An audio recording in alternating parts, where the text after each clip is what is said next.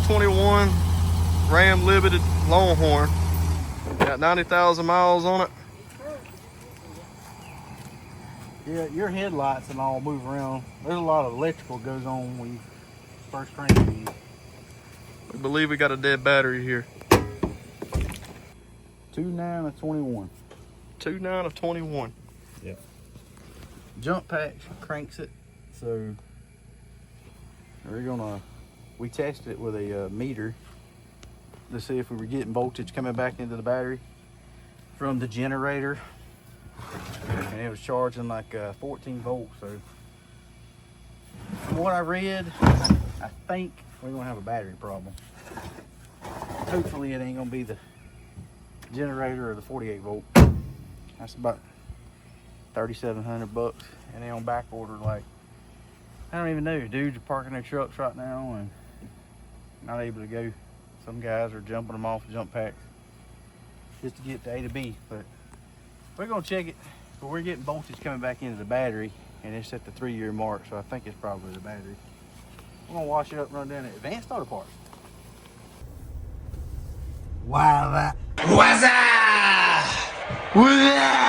I'm just playing. Now, seriously, we are back in the truck, headed back home. We got the 21 limitation Ram 5.7 with the Eco. No, not Eco. I'm sorry. I'm just jacking this all up. The Etorque. It's hard to drive. I thought I heard a little whine there. Did you?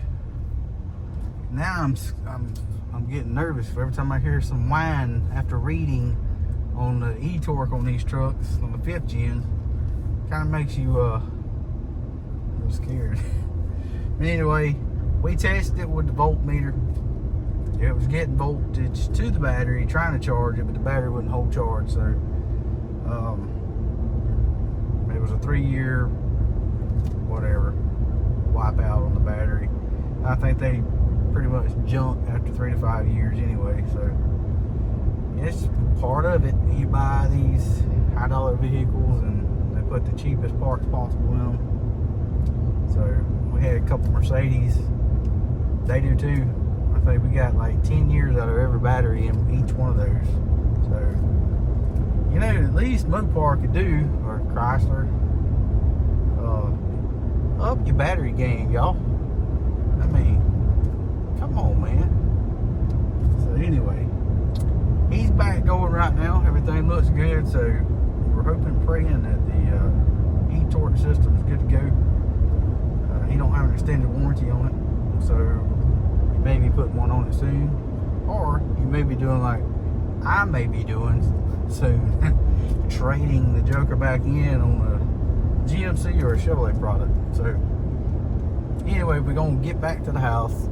It's Father's Day. Happy Father's Day to all the fathers out there. Happy Father's Day, Dad.